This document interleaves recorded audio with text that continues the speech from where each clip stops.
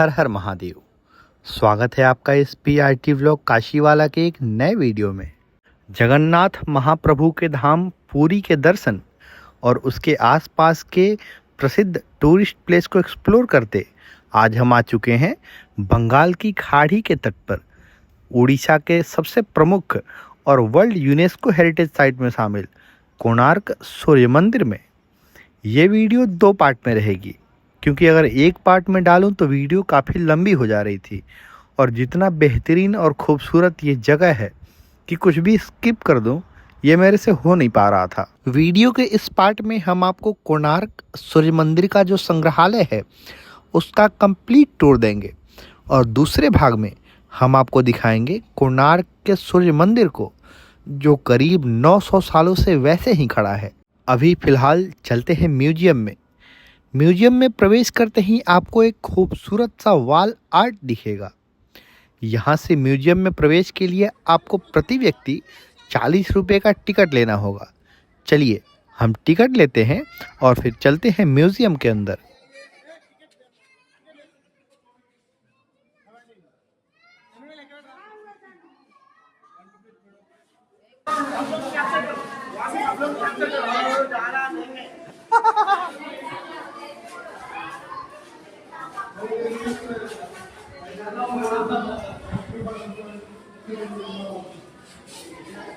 पहली गैलरी में प्रवेश करते ही हमें दिखता है कोणार्क सूर्य मंदिर की अनुमानित संरचना।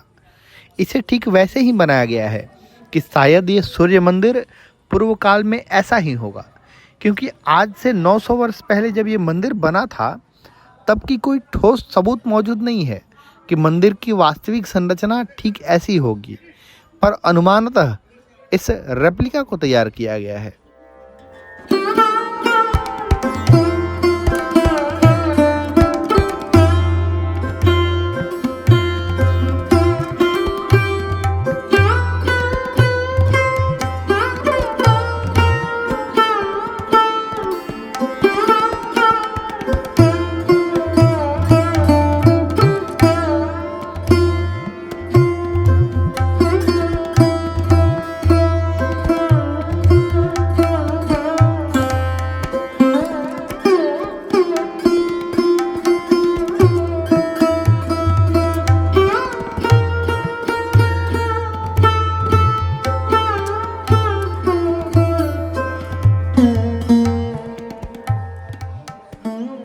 यहाँ से जब हम दूसरी गैलरी में प्रवेश करते हैं तो दाहिनी तरफ भगवान सूर्य की 3 प्रतिमाओं का दर्शन होता है, जिसमें भगवान सूर्य के उदयगामी, मध्यस्थ और अस्तगामी स्वरूप का दर्शन होता है और गैलरी की दीवारों पर सूर्य पूजन का महत्व और इससे जुड़ी जानकारियों को साझा किया गया है। ये तीनों मूर्तियाँ उन 3 मूर्तियों की रेप्लिका है जो वर्तमान में अभी जो जगमोहन मंदिर है उसके 3 दीवारों पर लगी हुई हैं।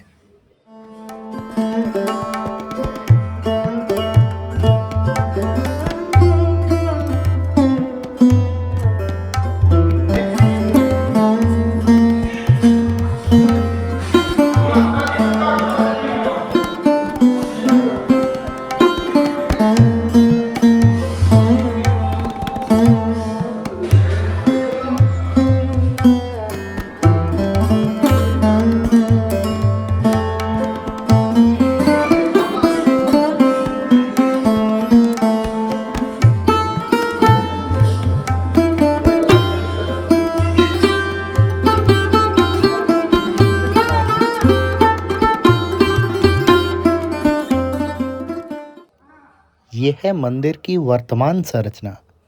इस टूटे हुए अवशेष को देखकर आप अनुमान लगा सकते हैं कि मंदिर को कितना नुकसान हुआ होगा। अभी जो ये विशाल संरचना दिख रही है ये मुख्य मंदिर नहीं है, ये तो बस जगमोहन है जहाँ लोग प्रार्थना करते थे। मुख्य मंदिर तो इससे भी विशाल था। आगे जो हम सूर्य मंदिर को देखेंगे यह उसी का स्वरूप है। चलिए यहाँ से हम आगे बढ़ते हैं। आगे बढ़ने पर हमें एक विशाल गोलाकार गैलरी में पहुँच जाते हैं, जहाँ सूर्य मंदिर के अवशेषों से प्राप्त हुई विभिन्न तरह की और अनेकों मूर्तियों को सजाया गया है तथा उनके विवरण को भी दर्शाया गया है।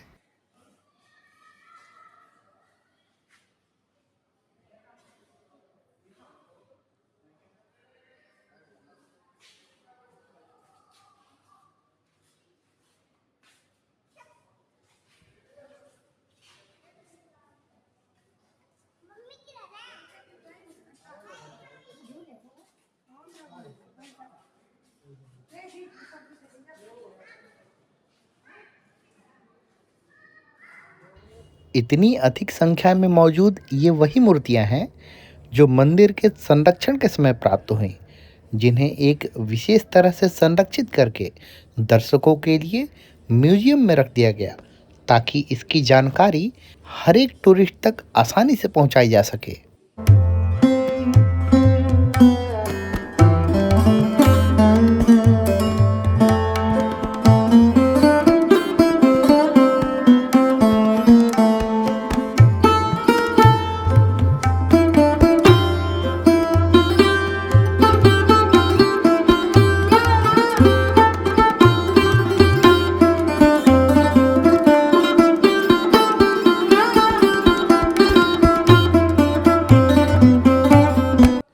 इसी गैलरी के किनारे पर हमें काले पत्थर से बना एक पदपीठ दिखता है। पदपीठ ये वही स्थान है जहां मान्यता ये है कि इस जगह पे ही गर्भगृह के अंदर भगवान सूर्य देव की प्रतिमा को स्थापित किया गया था। यहाँ से जब आप थोड़ा आगे बढ़ेंगे तो आपको उड़ीसा का फोक आर्ट और कुछ मॉन्यूमेंट्स देखने को मिलेंगे, और इसके ठीक बाद हम प्रवेश करेंगे ऑडिटोरियम में, जहां वीडियो शो के द्वारा बहुत ही आकर्षक और बेहतरीन तरीके से सूर्य मंदिर के बनने के पीछे की कहानी तथा उसके बाद सूर्य मंदिर के टूटने तक की कहानी, इन सबको संगीत और वीडियो के माध्यम से बहुत ही बेहतरीन ढंग से प्रस्तुत किया गया है। और ये 15 मिनट का वीडियो शो हमारे इस वीडियो का भी मुख्य आकर्षण है। तो चलिए, समय ज़्यादा न लेते हुए हम सीधे ऑडिटोरियम में चलते हैं और आपको शो दिखाते हैं।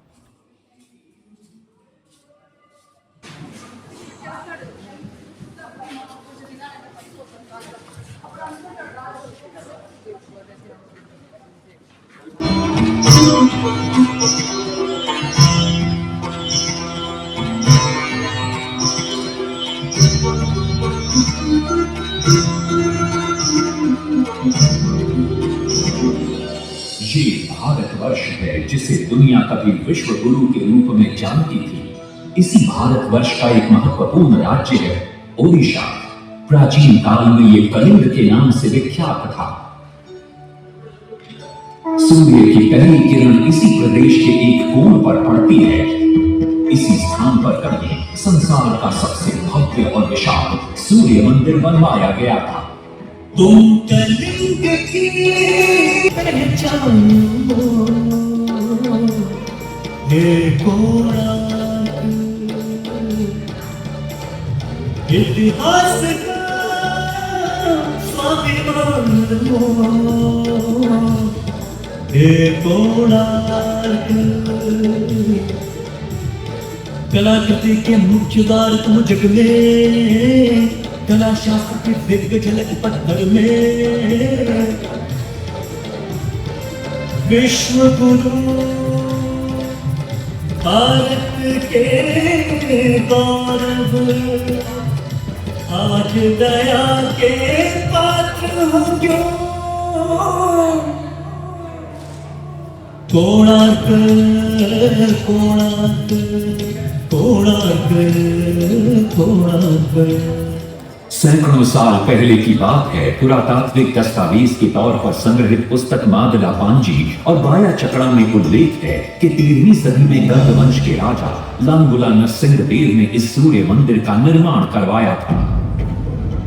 नरसिंह देव युद्ध में बड़े प्रवीण और शक्तिशाली थे और मात्र 18 साल की उम्र में वे अपने पिता राजा अनंग भीम देव की विशाल सेना के प्रधान सेनापति नियुक्त कर दिए गए थे।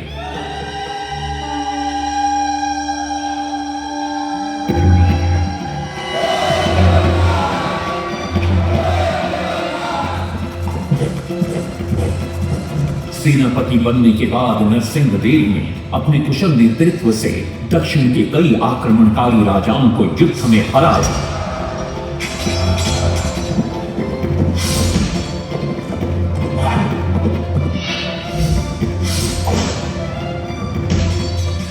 और उनके राजकोष पर कब्जा कर लिया।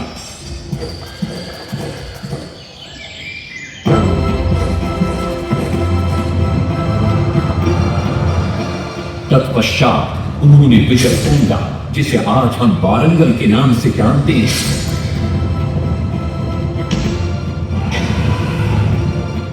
के काकतीय वंश के राजा गणपति को परास्त किया।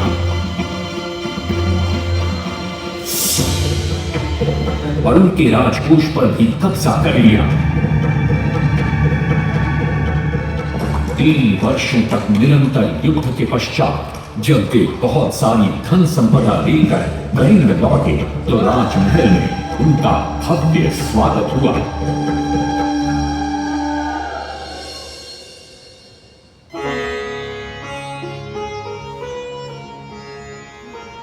राजमाता कस्तूरी देवी पुत्र नरसिंह देव की वीरता से बहुत प्रसन्न हुई और पुत्र के सामने अपने मन की इच्छा प्रकट की। कहा, तुम्हारे पिता ने शंकर क्षेत्र पुरी में भगवान जगन्नाथ का भव्य मंदिर बनवाया है। मैं चाहती हूँ कि तुम पद्म क्षेत्र कोणार्क में उससे भी भव्य और विशाल सूर्य मंदिर बनवाओ। किंतु नरसिंह देव माता से प्रति प्रश्न करते हैं, सूर्य मंदिर ही क्यों, और वो भी कोणार्क में? तब राजमाता कस्तूरी देवी बतलाती हैं, द्वापर युग में भगवान श्री कृष्ण के पुत्र सांब बड़े ही सुंदर और सुकुमार थे। वो नारद मुनि को चिढ़ाया करते थे। एक दिन नारद मुनि ने सांब को सबक सिखाने की योजना बनाई और उन्होंने सांब की सुंदरता की प्रशंसा कर उन्हें गोपियों के साथ जल क्रीड़ा करने को उकसाया। वहीं दूसरी तरफ भगवान श्री कृष्ण को जाकर कह दिया कि सांब अपनी मां समान गोपियों के साथ जल क्रीड़ा कर रहा है। श्री कृष्ण इस बात से बहुत क्रोधित हो जाते हैं और वे सांब को श्राप दे देते हैं, जिस सुंदरता का तुम्हें अभिमान है वो तत्क्षण नष्ट हो जा। सांब को कोढ़ हो जाता है। जब सांब राजमहल लौटते हैं और मां जाम्बदेवी को ये पता चलता है कि पिता श्री कृष्ण के श्राप की वजह से सांब की ये अवस्था हुई तो सारी रानियां क्रोधित हो जाती हैं। नारद जी को बुलाया जाता है। वे रोग मुक्ति का उपाय बतलाते हैं।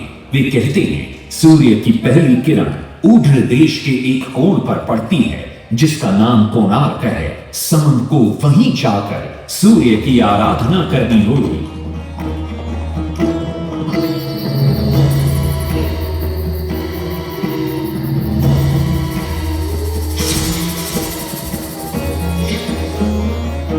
बहुत ही लंबी और कठिन यात्रा के पश्चात सांब अपने सैनिकों और सेवकों के साथ कोणार्क की चंद्रभागा नदी के तट पर पहुंचते हैं और नित्य प्रातः स्नान के बाद सूर्य की आराधना आरंभ करते हैं।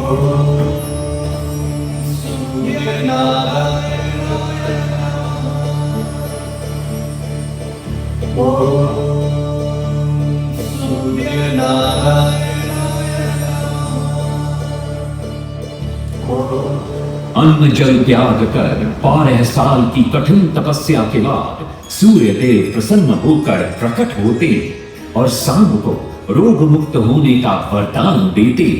पुत्र, आज रात्रि के चतुर्थ प्रहर में स्नान करते समय नदी के तल में तुम्हें एक वस्तु मिलेगी।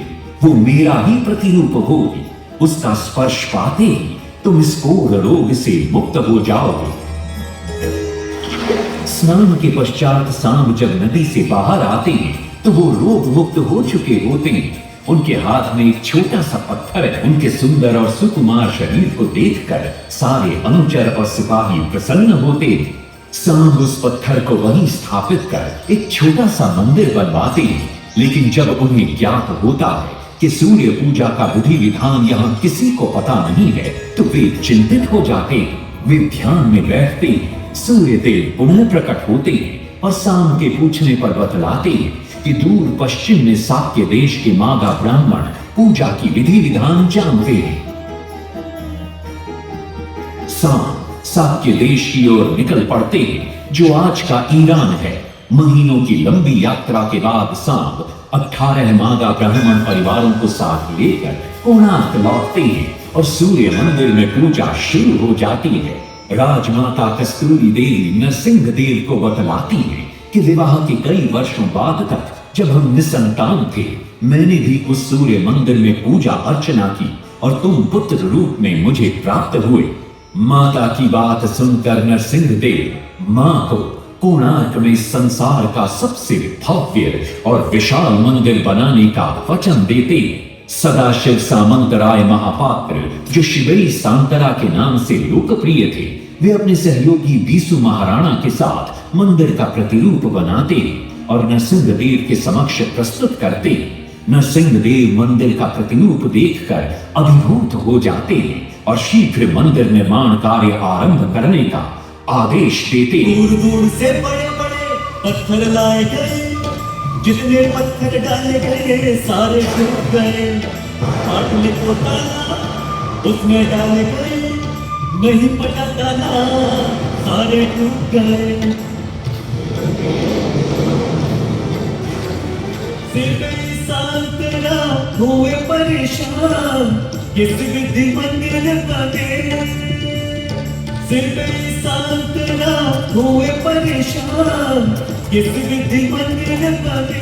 एक दिन वे चिंतामग्न कोणार्क लौट रहे थे, तभी उन्हें प्यास महसूस हुई। उन्हें पास ही में एक कुटिया दिखाई पड़ती है, जहाँ एक बूढ़ी औरत से उनकी भेंट होती है। शिवई सांतरा पानी मांगते हैं। बूढ़ी औरत पानी के साथ गरम गरम भोजन भी लेकर आती है। वे थाली के बीच में हाथ डालते हैं, जिससे उनका हाथ जल जाता है। तब वो बूढ़ी औरत मुस्कुराकर कहती है, तुम तो शिवई सांतरा की तरह बीच से भोजन उठाकर खा रहे हो। ये सुनकर शिवई सांतरा को अपनी भूल का एहसास होता है। माता रामचंडी ने उपाय सुझाया, समझे शिवई सांतरा।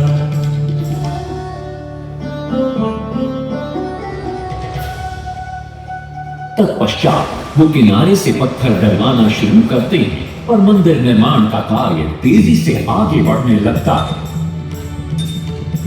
1200 शिल्पियों ने 12 वर्ष में मंदिर बनाया। घोड़े साथ सजा कर रथ में समय पर चढ़ बनाया।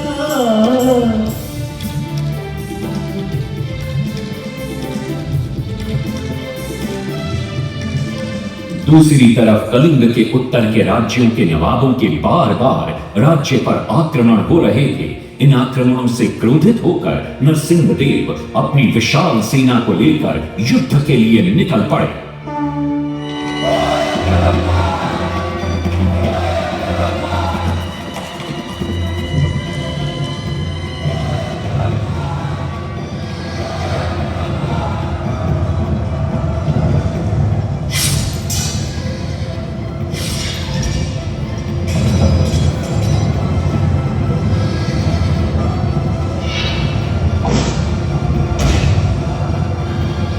शक्तिशाली गौड़बंग के नवाबों को भी युद्ध में परास्त कर दिया और उनसे प्राप्त सारा धन अपने कब्जे में लेकर सूर्य मंदिर के निर्माण कार्य में लगा दिया। 1200 कारीगरों के अथक प्रयास से 12 साल बाद विशाल और भव्य सूर्य मंदिर बनकर तैयार हुआ। उस समय के लोगों में वास्तुशास्त्र, ज्योतिष शास्त्र और खगोल शास्त्र का जो ज्ञान था, उसे देखकर आज के बड़े बड़े वैज्ञानिक भी आश्चर्यचकित रह जाते हैं।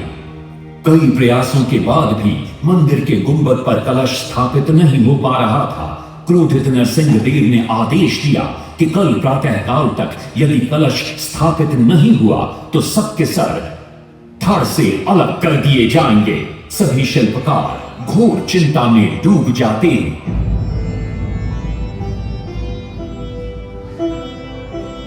दूसरी तरफ मुख्य शिल्पकार बीसू महाराणा का 12 साल का बेटा धर्मपद सूर्य मंदिर के प्रतिरूप पर कलश बिठाकर प्रसन्न होता है और मां के सामने अपने पिता से मिलने की इच्छा व्यक्त करता है। मां अपने बागीचे के बेर पोटली में बांध कर देती है और कहती है, अपने कुत्ते बलिया को साथ लेकर कोणार्क जा। बलिया अपने मालिक को पहचान देता है और बीसू महाराणा से लिपट जाता है। धर्मपद अपने पिता को प्रणाम करता है और अपना परिचय देता है। सबको चिंता में देखकर वो अपने पिता से इसका कारण पूछता है। कारण जानकर धर्मपद कहता है, अगर आप आज्ञा दें तो मैं मंदिर के गुंबद पर कलश स्थापित कर सकता हूं। शिवई सांतरा धर्मपद को अनुमति दे देती। धर्मपद गुंबद पर चढ़ जाता है और कुछ ही समय के प्रयत्न के पश्चात वो कलश को स्थापित करने में सफल हो जाता है। गुंबद पर कलश स्थापित होते ही नीचे गर्भगृह में चारों दिशाओं में लगे चुंबकों के आकर्षण से सूर्य महाप्रभु की मूर्ति शून्य में स्थापित हो जाती है। सब धर्मपद को कंधे पर बिठाकर खुशी से नृत्य करने लगते हैं।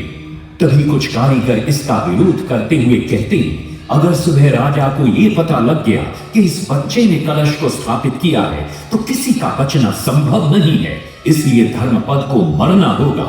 इस बात से शिवई सांतरा बड़े क्रोधित हो जाते हैं। भीषण वाद विवाद छिड़ जाता है।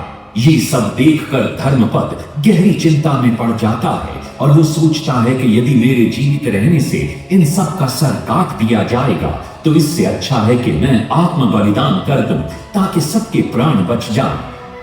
और उसी पल धर्मपद नवनिर्मित सूर्य मंदिर के शिखर पर चढ़ जाता है।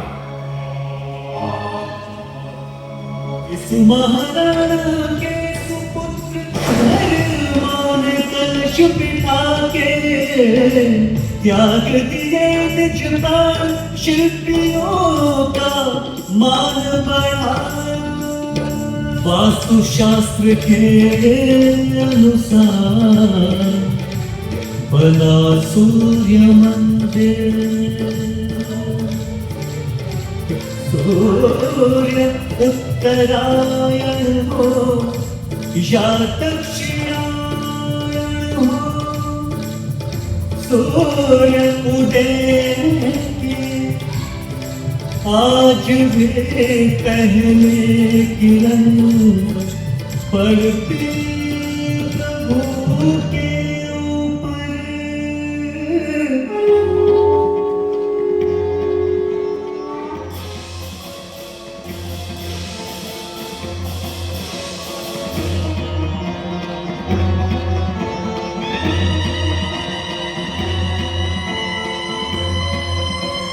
तभी वहां नरसिंह देव भी आ पहुंचते हैं।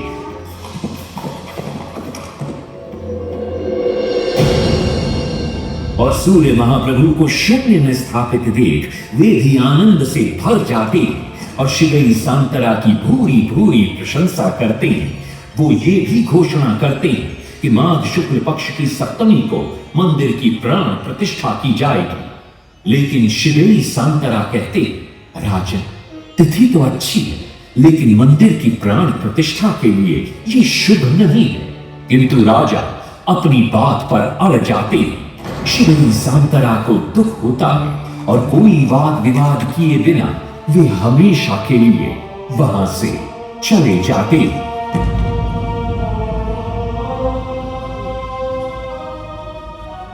पूर्व निर्धारित तिथि पर मंदिर की प्राण प्रतिष्ठा संपन्न होती है।